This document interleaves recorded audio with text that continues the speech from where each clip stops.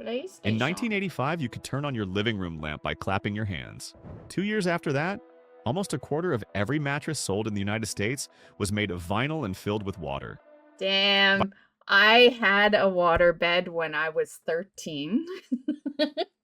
It is weird. It is weird. You get used to it after a while.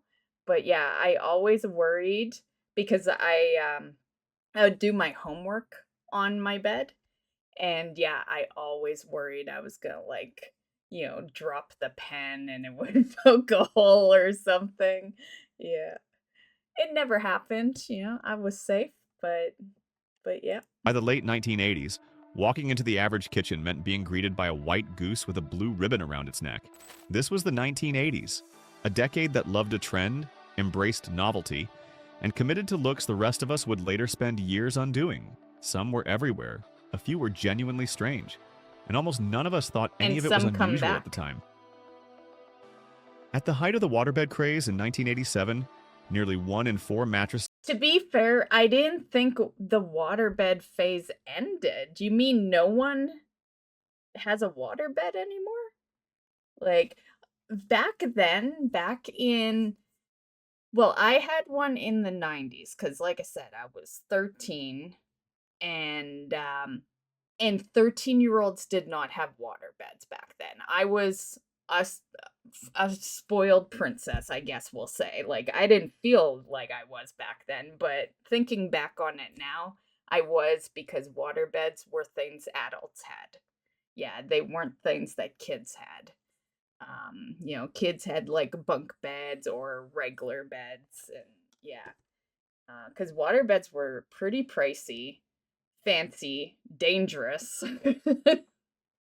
Yeah, purchased in the United States was a waterbed, but I didn't a think they vinyl were bag full over. of water sitting in a wood frame, plugged into the wall. The pitch was straightforward. The bed contoured to your spine stayed cool through summer, warm through winter. Yeah. Plenty of people will still tell you they slept better on a waterbed than on anything since. The complications were less straightforward. A king-size agree to waterbed that. weighed around 1,800 pounds when filled. You needed a heater, or you'd be sleeping on cold water. You needed a conditioner, or algae would start growing inside. And one small leak meant the bedroom carpet, the floor underneath, and the apartment downstairs were all about to have a very bad day. Anyone who owned one remembers running a garden hose through the bedroom window and siphoning 235 gallons back out the day they finally moved. Clap on, clap off. Oh yeah. The clapper. The clapper. It launched in 1985, and for a few seconds it really did feel like the future had arrived. You plugged your lamp into the clapper, and the clapper plugged into the wall. 2 claps for the lamp, 3 claps for the TV. The first time anyone saw it work, it looked like pure magic. In real life, the magic ran into problems. The dog barked at the mailman and the kitchen light came on. Somebody sneezed during dinner and the entire room went dark. But the jingle was undeniable, and almost everyone in America could sing it within a year. Sometime around 1984, a white goose with a blue ribbon around its neck flew into the average American kitchen, and it never really left. It started small. A goose-shaped cookie jar, a dish towel. Within 3 years, it was everywhere. Wallpaper, canister sets, trivets, welcome mats, curtains. By 1988, you couldn't buy a casserole dish at a country store without a goose painted on it. The goose I came with liked friends. those. There were ducks. There were geese in bonnets. There were geese pulling little wooden carts. There were heart-shaped wreaths with 3 geese in formation. For almost a decade, this was the most popular bird in America. For about 10 years, no American wall was finished without a strip of pattern running across the top of it. You painted the room a soft pastel, then ran a 9-inch strip of patterned paper at the ceiling like a frame. The kitchen got fruit baskets. The dining room got ivy. The bathroom got seashells. The nursery got teddy bears. The bedroom got cabbage roses. The most popular pattern in America was a folk art design called Heart and Hand. Red hearts, blue hands, holding a tulip. It ended up in millions of country kitchens between 1986 and 1992. By the next decade, taking it down was the first job on every renovation list. It wasn't quite pink. It wasn't quite purple. It was mauve. And from about 1985 to 1991, it was on every surface in America. There was mauve carpet, mauve bath towels, I liked mauve tile, mauve appliances, I always considered mauve curtains, it. mauve bedspreads, Well, I don't know. mauve toilet seats, It's pink. It's mauve purple. toothbrush holders. Often paired with teal, often paired with both. It was a color so specific to the decade that finding it in a home today instantly dates the place. Most of it was painted over by 1993, but you can still walk into a doctor's waiting room and find a chair, a wall, or a carpet that never got the message. Look up at the ceiling in almost any American home built between 1965 and 1990, and you saw the same thing.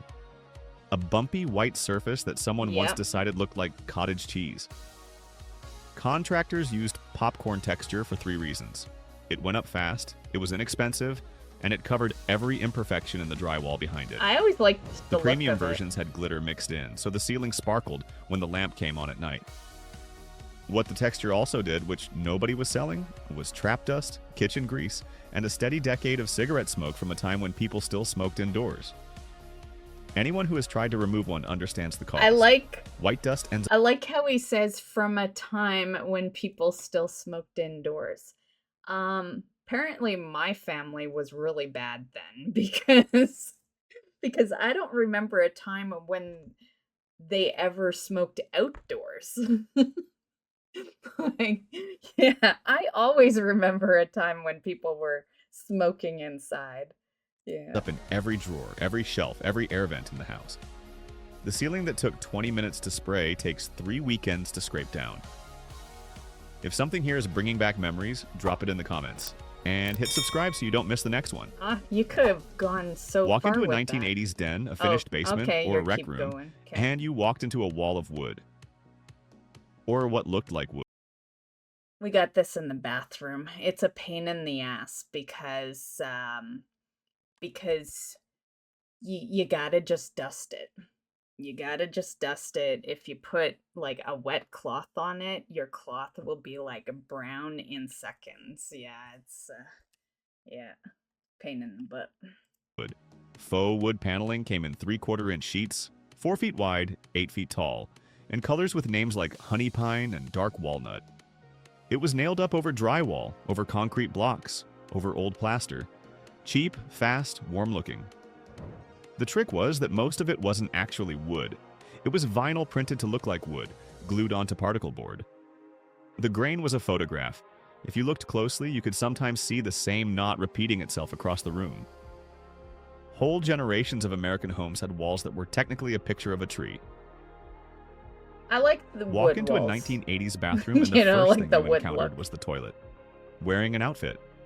A shaggy fabric lid cover in pink or peach or mauve that flopped backwards every time you tried to lift it. Match it to a contour rug at the base. Match the rug to a tank cover. To be fair, in my bathroom right now, we have the floor set.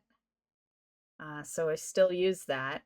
And then the seat cover, we just don't use cloth anymore. We get like that the plastic cover that you can get for the top end and the seat. Yeah. But we don't cover the tank. Match that to the shower curtain. By the end, the toilet had more accessories than the person sitting on it. The floor was a similar story. Ooh, that's Bathroom a nice carpet, bathroom. wall to wall, was a real and widespread Yes, I'm phenomenon. stuck in the 80s and 90s. The thinking guys. was that carpet felt warmer I still like underfoot a than lot tile. of the 80s looks. The thinking aged badly. Putting carpet in the room with the most water exposure in the house produced exactly the result you'd expect. Yeah. Owners remember the smell, the patches around the toilet base, the day they pulled it up and discovered what had been growing underneath. Anything in a 1980s home that could be made from metal was a candidate for a brass was the finish. pink one? The list like was that? long. Where is Bathroom that one? faucet, bathroom carpet. Oh, I guess if the tub was just for show, though, it doesn't look like this one would get that bad. I guess you just be careful with it, right? And just put like a towel over the carpet and yeah. Wall to wall was a real and widespread phenomenon. The thinking was that carpet felt warmer underfoot than tile. The thinking aged badly. Putting carpet in the room with the most water exposure in the house produced exactly the result you'd expect. Owners remember the smell, the patches around the toilet base, the day they pulled it up and discovered what had been growing underneath. Anything in a 1980s home that could be made from metal was a candidate for a brass finish. The list was long: bathroom faucets, lamp bases, drawer pulls, towel bars, ceiling fan blades, candlesticks, picture frames, door handles, the pull chain on the kitchen light, the Lazy Susan in the corner cabinet. The look was meant to read as expensive, warm, polished, a little glamorous. The trouble with brass was that it never stayed that way. Yeah. Fingerprints showed up immediately and lived there permanently. The metal tarnished, and most of the brass in the average home wasn't even solid brass. It was a thin layer of plating over a cheaper base metal. After 3 or 4 years of weekly polishing, the plating wore through and the homeowner discovered they'd been buffing the same patch of zinc for half a decade. By the late 1990s, brass was the first finish every renovation tore out. Every 1980s living room had one piece of furniture that dominated the entire room. It wasn't the couch, it was the entertainment center. 8 feet wide, 6 feet tall, solid oak, or at least solid oak looking. Glass doors with little brass knobs, built-in shelves designed to fit exactly the right number of slots. I'm just gonna say my childhood entertainment system, I've wanted it my whole adult life. Yeah, that entertainment system would be worth like thousands and thousands of dollars in today's world. Yeah. But yeah, I haven't seen any entertainment system in the last 20 some years that beats out the one my dad had when I was a kid. It was huge. It was like 4 times this size of the one they're showing right now. Yeah, cuz we were always movie people, right? And yeah. 200 VHS tapes, 80 cassettes, 30 records, an Atari, a Nintendo, a stereo receiver, and a 27-inch tube TV in the center. The doors had a little click magnet that latched them shut. The magnets attracted every fingerprint in the house. When it came time to move, the entertainment center was usually the moment somebody started crying. Right? 4 Yeah, cuz people you walking left it it sideways through the behind. hallway, scratching every doorframe along the way. I'm surprised they Through the moved late it out. 1980s, answering We would machines just went buy from a new luxury one. item to standard household equipment. By the But mid-1990s, roughly 3 to be fair, I lucked out in the fact that I didn't move much. You know, like my dad had his place till he died. So, yeah. Yeah, I definitely have not moved super often, mainly cuz I hate moving, you know? Like that's a prime reason. And that shit's heavy. out of every 4 homes in the country had one. 2 cassette tapes inside, one for the outgoing greeting, one for incoming messages. I A remember small that. red light blinking the number of messages waiting. Coming home to find that number, reading 6, was the small daily thrill of an entire decade. The technology wasn't what made these machines memorable. The greeting was. Some families did it the normal way. Others saw the cassette tape and saw an opportunity. The kids would gather around the phone and sing the greeting in 3-part harmony. Whatever ended up on that tape became the soundtrack every caller heard for the next 6 months, no matter how funny it had been on the day it was recorded. Long stretches of glass across suburban America in the 1980s came with one solution: vertical blinds. 3-inch plastic slats hanging from a track at the We top, have those controlled by a downstairs. wand on the side, marketed as the elegant treatment for patio doors and sliding glass. This like The showroom version this house is an 80s house. I'm just going to say it's older than 80s honestly, but the stuff in it like yeah, this house is an 80s house. A lot of this shit is like right downstairs. was sleek. The home version was different. One slat had always rotated in the wrong direction. Another had popped off the track and was leaning against the wall. A third had been bent by a kid, chewed by a dog, or warped by sunlight, and Jeez. never sat flat again. Walking past them produced the signature noise of an 80s living room. A long plastic clatter like dominoes falling slowly down a hallway. Anyone with vertical blinds at home learned to walk a slightly different path through the room just to keep the whole wall. I'm just gonna say because he might not mention it because he's a guy, but they're a pain in the ass to clean. They are like I hate cleaning blinds with a passion, and these are long, and yeah, yeah. Meaning that, I'm a short person, so I would have to get on like a step ladder and then, and then look how many there is and yeah. And most households back then would fill every window with it. Yeah. from rattling at once. Glass blocks weren't new in the 1980s. They had been around for almost 100 years. But the decade discovered them, I like the branded glass them as block Miami look. Vice, and started That's nice. installing them everywhere. In bathrooms, glass blocks formed the wall around the shower. In entryways, they replaced solid walls to let light through. In bedrooms, they sometimes formed an entire wall between the sleeping area and the master bath.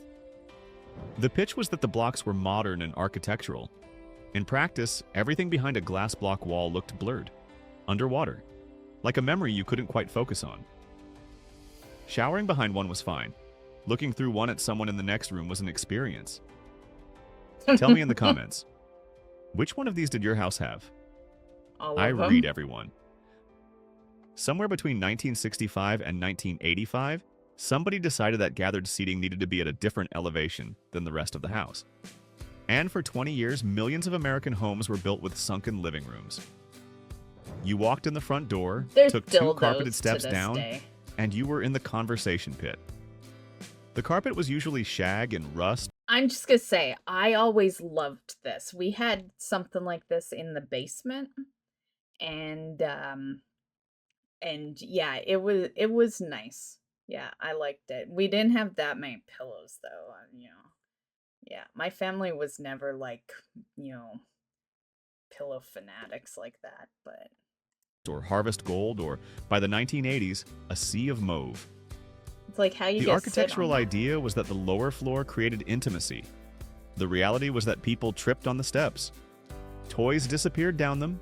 The vacuum couldn't get over them. When the Yeah. sunken living room finally went out of style, it became the first thing every renovation team filled in. If a 1980s home wanted to feel bigger, the answer was always the same. Goes to show that, like, a lot of people out there really just can't, decide for themselves, right? Because, like, me, if I was gonna renovate a home right now, I'd have one of those. I wouldn't care about the fucking steps because whatever, unless you're drunk, you'll be fine. You know? Like, yeah, you turn on a light, the steps are there, you'll be okay. Yeah. And, there's no kids running around here, so, like, no one's gonna get too hurt. But a lot of these 80s themes, I still really like. I would renovate a home, like that. But the problem is people follow trends more than they follow their own opinions, And, yeah, that's why you hear him saying, at this point, everyone was ripping out this flooring or getting a new, whatever it is. Yeah, it's because people always follow what everyone else is doing, Cover an entire wall in mirrors. which is Sometimes it unfortunate. was one giant sheet of mirrored glass. More often, it was the do-it-yourself version. 12-inch square mirror tiles with adhesive squares already on the back.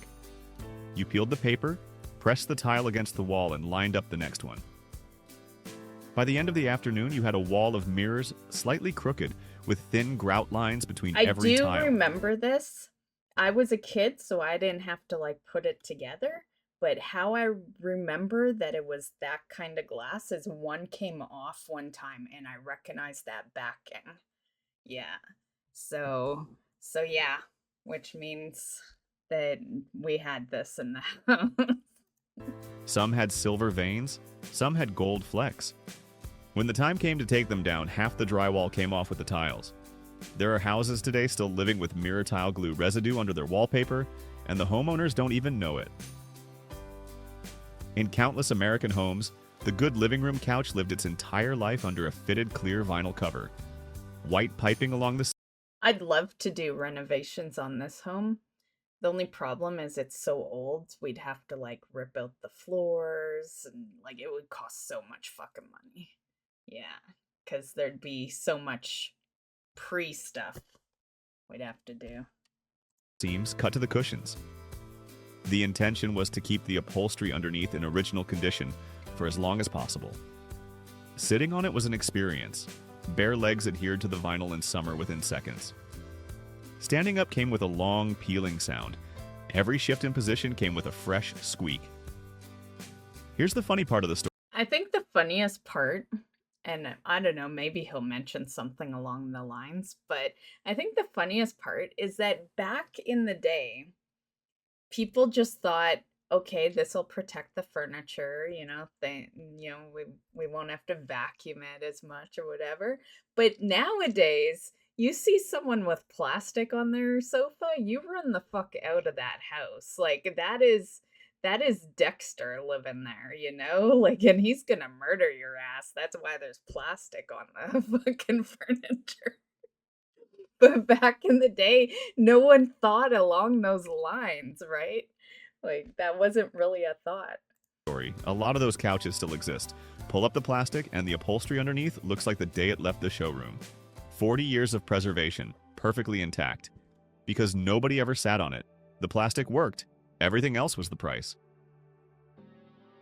Walk into a slightly upscale 1980s living room, and somewhere in a corner you would find one.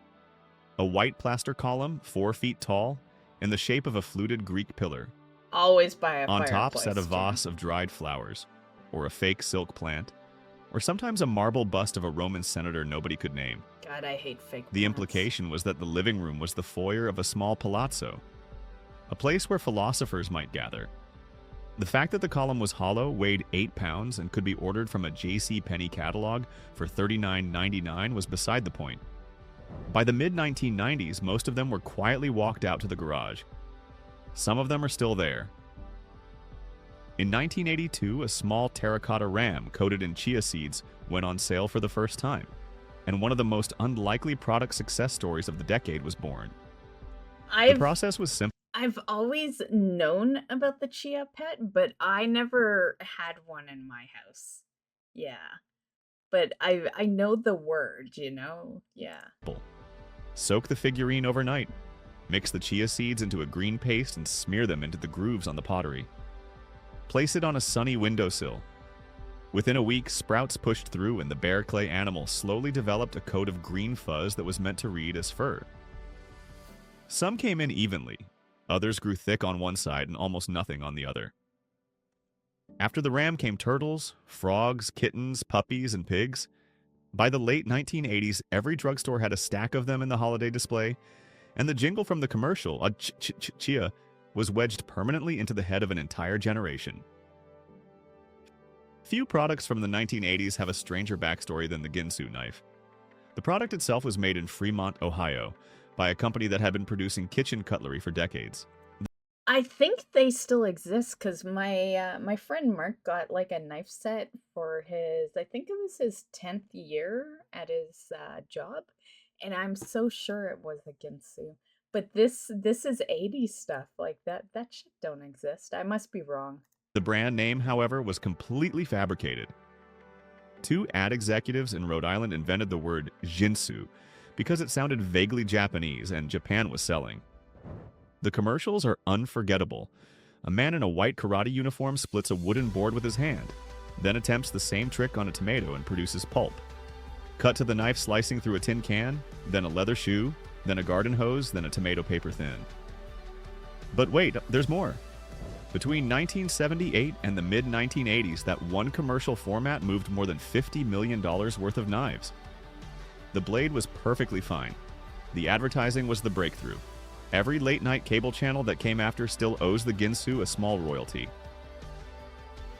In September 1985, an animatronic talking bear arrived in toy stores across the country, manufactured by a company called Worlds of Wonder. To a child opening one on Christmas morning, this was magic. The mechanism worked like this. Yeah, I got one. A cassette tape slotted into a compartment in the bear's back. Press play and the audio came out of a speaker in his chest, while his eyes blinked and his mouth moved in time with the words. The first time you saw it, the effect was extraordinary. The bear was reading you a story. In real life, the magic had limits. The cassette could stretch, the motor timing could drift. And as the batteries ran low, the cheerful narrator's voice slowed down with them. Right. The bear that had once said, "Hello, my name is Teddy Ruxpin," would, by the time you noticed, sound like something a child should not be sleeping in the same bedroom with. Even so, Teddy generated $93 million in sales his first year and took the title of best-selling toy in America. That was the 1980s. Carpet found its way into the bathroom. Mauve found its way onto every wall. Plastic ended up over the couch. The country goose ended up in every kitchen. And in every American living room, an 8-foot oak entertainment center stood guard over a 27-inch tube TV. None of it makes much sense now. All of it made complete sense then.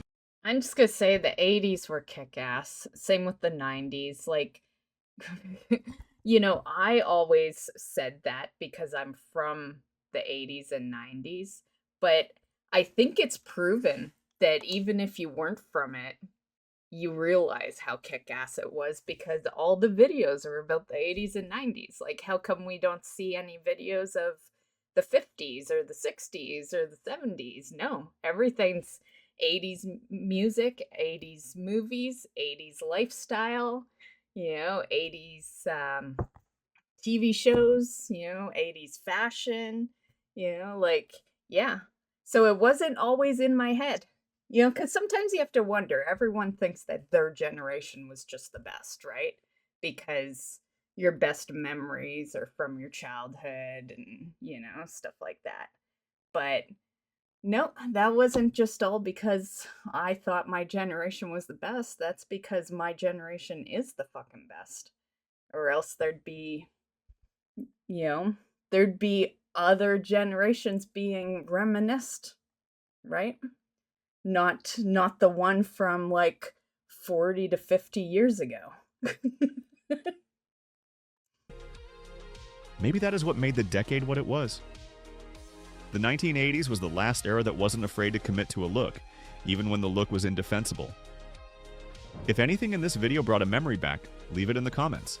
And if there's a trend I left out, tell me. There are plenty more we haven't quite forgotten yet. Subscribe so the next one finds you when it comes out.